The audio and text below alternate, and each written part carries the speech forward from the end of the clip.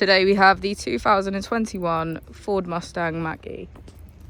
This vehicle has done just over 70,000 miles. It has an automatic transmission and a fully electric motor. To the left of our steering wheel, we have cruise control as a feature, and on the right we have voice control and automatic headlights. Moving on to our screen, we can access our entertainment and apps. From here we have Apple and Android CarPlay, navigation and media, as well as our charging and owner's manual. Next up we have our controls, driver assistance, vehicle, general, connectivity, and our Ford Assistant.